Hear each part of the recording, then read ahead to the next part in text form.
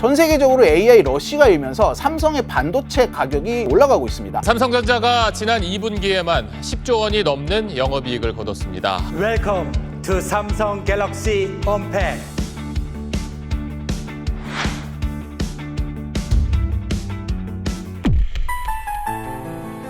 지금 삼성이 전 계열사가 이 비상경영을 발표를 했죠. 부사장 승진한 분들이 G90을 탔었는데 이거를 G80으로 한 단계 낮춘다고 합니다. 해외 출장을 나갈 때 일부 계열사의 얘기이지만 비즈니스 못합니다. 이코노미 타라고 했다고 합니다.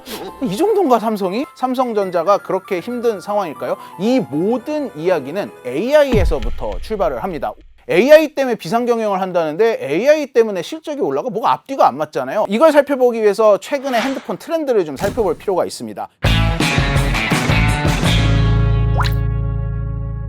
귀에 빡빡해는 이슈 맛집 귀의 박종원입니다. 오늘은 삼성과 애플이 앞으로 벌일 2차 대전 AI에 대한 얘기를 한번 해보려고 합니다. 삼성이 AI 분야에 대한 기술을 이 경쟁사에게 선점을 당했다. 그래서 이걸 극복하기 위해서 위기에 동참을 해야 한다. 이런 얘기가 삼성에서 나오고 있거든요. 자, 여기 계신 분들한테 한번 여쭤볼게요. 저는 이 갤럭시와 애플 두 대를 다 쓰고 있는데 빅스비가 됐든 시리가 됐든 뭐 아무리 내 손 안에 비서 뭐 AI 하지만 저는 알람 맞추는 거밖에는 쓸 수가 없더라고요. 우리가 말하는 진정한 의미의 AI는 어떤 걸까요? 영화 허에 나오는 그 정도는 돼야 되지 않을까. 뭐 모호하게 질문을 해도 착 알아듣고 알아서 잘 해주는? 저는 아이언맨 영화에 나오는 자비스를 생각했어요. 예를 들자면 이런 거겠죠. 제가 휴대폰에서 내가 내일 점심으로 백종원 레시피의 볶음밥을 만들 건데 그 재료를 내일 아침까지 새벽 배송이 되는 데에서 가장 저렴한 제품, 그중에 평점이 4.5점 넘는 데서 주문을 해줘. 3인분으로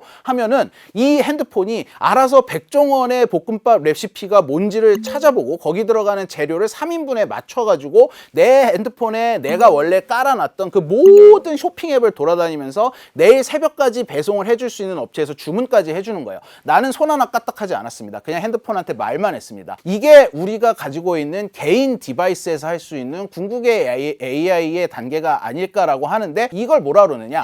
에이전트 단계의 AI다 라고 얘기를 하고 있습니다. 실제로 애플과 삼성도 지금 이걸 준비를 하고 있습니다. 지금 삼성전자 같은 경우는 이 에이전트 단계의 AI가 당장 3년 후에 완전히 자리를 잡을 것이다. 그렇게 멀지 않았다라고 내다보고 있고요. 전문가들은 3년도 안 걸릴 것이다. 3년보다 더 빠른 시일 안에 이 단계까지 갈 것이다 라고 얘기를 하고 있습니다. 그런데 이게 가능해? 영화에서만 보던 건데 이게 가능해? 라고 하던 그거를 애플이 에이전트 단계 AI의 첫 단계를 이번에 발표를 했거든요. 이걸 알아보려면 애플이 발표한 내용을 좀 다시 한번 살펴볼 필요가 있습니다.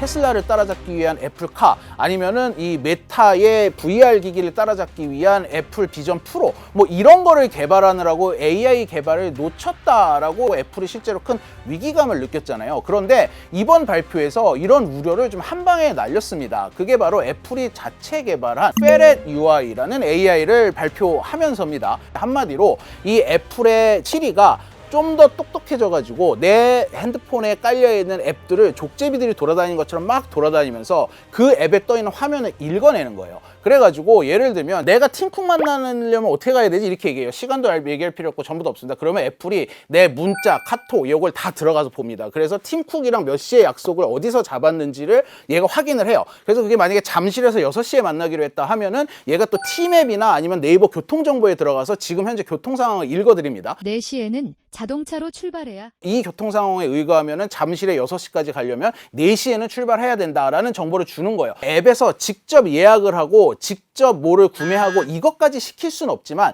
내가 그렇게 해놓은 거에 대한 결과물을 앱과 앱의 장벽을 허물어서 그 앱에 떠있는 결과를 읽어가지고 저한테 이 취합된 정보를 알려주는 형태인 거죠. 이렇게 해서 애플이 일단 이 미래 AI의 1단계의 포문을 열었다라는 평이 나오고 있습니다. 하나에 건너뛰어서 중간에 제가 해야 될 일들을 자동화해 줄 수 있는 거예요. 이것을 우리가 마찰이 줄어든다고 얘기를 하거든요. 프릭션이 줄어든다고 얘기를 하는데 이렇게 하게 된다면 여러분 어떤 일이 일어날까요? 여러분들은 시리하고 좀 더 많은 시간들을 앱을 작동하는 데 보냈던 시간만큼 보내게 될 거예요. 시리를 통해서 쿠팡을 하고 시리를 통해서 토스를 하는 시대로 우리는 진입하고 있는 거죠. 이건 이용자에게 어마어마하게 삶이 편안해지는 거고, 특히 이것은 젊으신 분들보다 나이 드신 분들에게 더욱더 유용합니다. 그런데 약간 이런 생각 드실 수 있을 거예요. 애플이 오픈 AI 챗GPT랑 손을 잡는다고 하지 않았나? 그럼 이 기능이 챗GPT가 하는 기능인가? 뭐 이렇게 생각하실 수 있는데, 검색이나 뭐 사진을 찾아내거나 이 영상을 합성하거나 이런 데이터베이스가 있어야지만 가능한 이런 일들을 챗GPT랑 손을 잡은 거예요. 하지만 이 우리 핸드폰 안에서 벌어지는 일들, 그 앱에서 벌어지고 있는 일이 읽는 데에는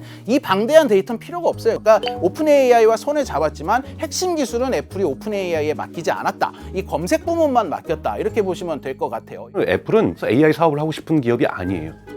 그러니까 그렇기 때문에 본인들의 디바이스에서 가장 효과를 낼 수 있는 AI 부분에서는 계속 연구를 하고 있었고, 이번에 WWDC가 발표하기 전에 한 달 전에 찌리히에 몰래 애플이라는 로고도 안 붙이고 대규모의 AI 연구소를 운영하고 있었던 것이 이번에 이제 언론에 이제 드러나게 됐었죠. 애플이 일단 생성형에서는 좀 뒤졌지만 네. 자기네 핸드폰이나 컴퓨터를 구동하는 데 필요한 AI는 네. 어느 회사보다도 빠르게 내놓은 거고, 이렇게 구분을 좀 해서 볼 필요가 있는 거고. 그렇죠.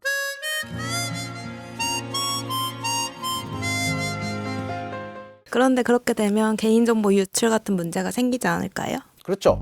이게 참 어쩔 수가 없습니다. AI라는 서비스로 이걸 하려면 서비스를 제공하는 업체가 이런 식으로 내 핸드폰을 볼 수밖에 없단 말이죠. 이러다 보니까 애플이 이번에도 굉장히 강조한 게 보안입니다. 보안인데 애플이 내세운 건 이거예요. 하드웨어도 우리가 만들고, 컴퓨터로 치면 윈도우나 이런 거죠. iOS라는 OS도 우리가 만들고, 지금까지는 애플이 다른 회사의 클라우드를 썼었는데 이걸 위해서 애플 클라우드를 새로 만들겠다라고 발표를 했습니다. 우리가 소비자 핸드폰에 있는 앱들을 돌아다니면서 보겠지만 그 정보를 저장하지도 않을 것이고, 우리가 통제를 하면서 우리 애플 이외에는 그 어떤 외주 업체든 다른 협력 업체는 이곳에 발을 들일 공간을 두지 않겠다라고 발표를 했습니다. 보안에 굉장히 신경을 쓰면서 보안 얘기만 엄청 오래 했어요. Private cloud compute cryptographically ensures your iPhone, iPad, and Mac will refuse to talk to a server.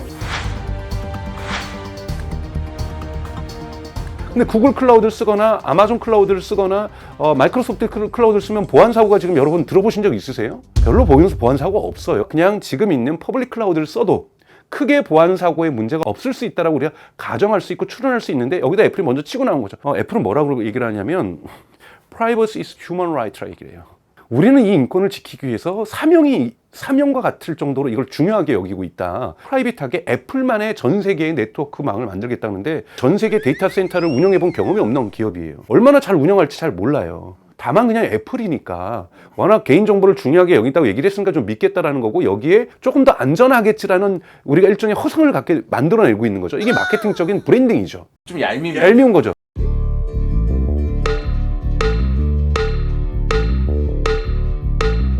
삼성도 최근에 갤럭시 24 발표할 때 AI로 되게 화제를 좀 끌었었던 걸로 기억을 하는데, 삼성이 선보인 것 중에 가장 눈길을 끌었던 건 동시통역 기능입니다. 내가 전화를 할 때 이 우리나라 말로 해도 그걸 세계 각국의 언어로 동시통역을 해줄 수 있다는 거, 그리고 뭐 사진이나 영상을 보정을 할 때 AI가 좀 더 개입을 많이 한다는 거, 그리고 또 뭐 화면에다 이렇게 동그라미를 치면은 그걸 찾아준다는 거, 이런 게 이제 삼성이 굉장히 홍보를 많이 했던 AI 기능인데,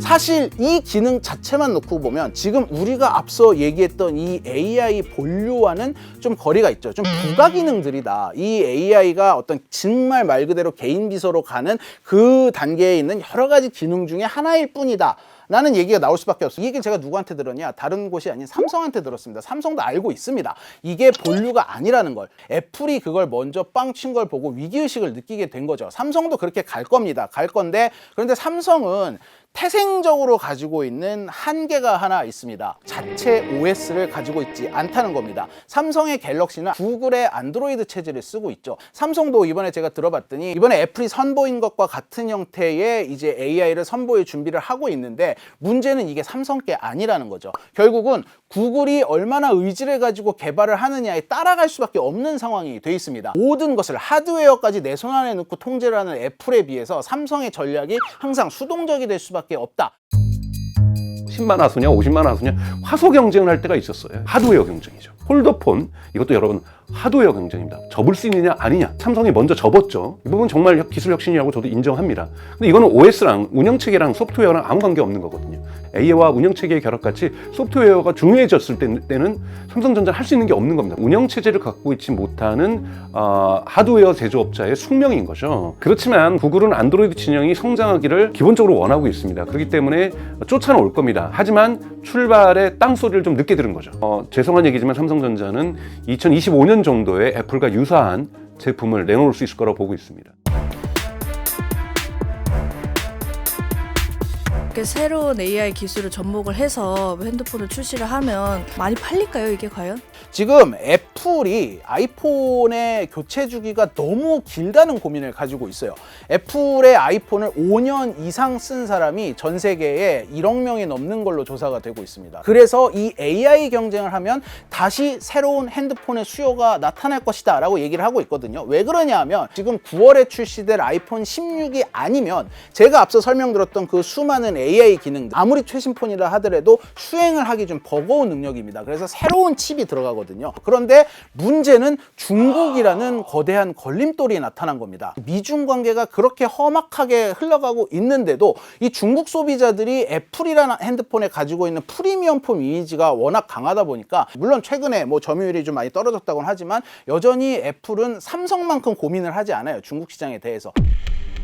오픈 AI를 중국 정부가 허용을 하지 않고 있죠. 중국의 개발자들이 그동안 뭐 VPN 같은 걸 써서 IP를 우회해가지고 오픈 AI의 챗GPT를 이렇게 야금야금 쓰고 있었고, 중국 정부도 뭐 알면서 용인을 해주고 있었는데, 얼마 전에 오픈 AI가 이제 중국에선 아예 우리 거를 뭐 IP를 우회하든 뭘 하든 못 쓰게 하겠다라고 발표를 해버렸습니다. 이러다 보니까 이제 요번에 애플이 검색용 AI로 채택을 한 챗GPT를 중국에선 서비스를 할 수가 없게 됐어요.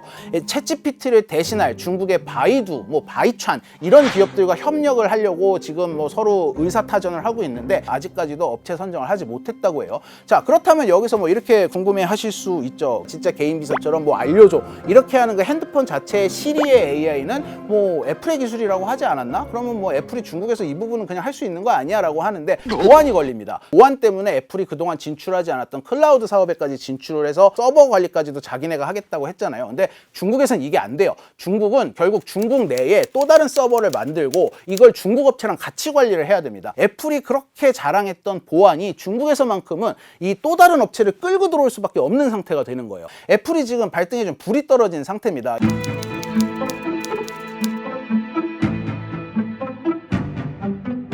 중국의 파트너를 찾아야 된다는 문제가 존재하고 있는 거고, 유럽에서는 이거를 GPT-4-5에 결합하면 너무 애플이 독주하는 거 아니야? 독과점의 위험이 있는 거 아니야? 라고 해서 몇 개월 더 늦춰서 아마 이 서비스를 공개할 가능성이 높습니다. 그래서 이 연착의 문제가 애플이 해결하고 있는 동안 구글과 삼성이 쫓아온다면 유럽과 중국에서는 조금 그렇게 많이 나지 않은 상황에서 삼성이 애플을 쫓아갈 수 있는, 추격할 수 있는 어떤 상황이 전개될 거라고 볼 수 있습니다. 이 브랜드 가치가 노후화되고 있었던 위기 있었지만 이 정도는 극복할 수 있습니다. AI의 발달 때문에 삼성의 반도체 가격이 올라서 지금 10만 전자를 되찾고 뭐 이득을 보는 것 같아 보이는데 왜 AI 때문에 비상경영을 한다는 거야? 라고 궁금증이 있는데, 이거는 전 세계적으로 칩을 만드는 공장에서 다 누리고 있는 혜택이기 때문에 삼성만의 혜택이라고 볼 수는 없습니다. 이미 엔비디아의 HBM을 납품하고 있는 SK 하이닉스와 달리 삼성전자는 아직 엔비디아의 품질 테스트를 통과하지 못한 상태입니다. AI폰 국면에서 두 가지의 쫓아가야 될, 캐치업을 해야 될 존재가 있는 거죠. 하나는 SK 하이닉스가 존재하는 거고, 하나는 과거의 영원한 경쟁자였던 애플이 존재한다는 거고, 저는 삼성이 1년 안 정도에는 이 부분들을 어느 정도 격차를 많이 해소할 수 있지 않을까라고 기대를 하고 있습니다. 앞으로 이 세계의 전체적인 경제가 연결되어 있는 IT 업계에 급변하는 이 상황에 삼성이 얼마나 잘 적응하고 따라갈 수 있을까가 참 초미의 관심사로 떠오르고 있는 상황입니다. 삼성 화이팅!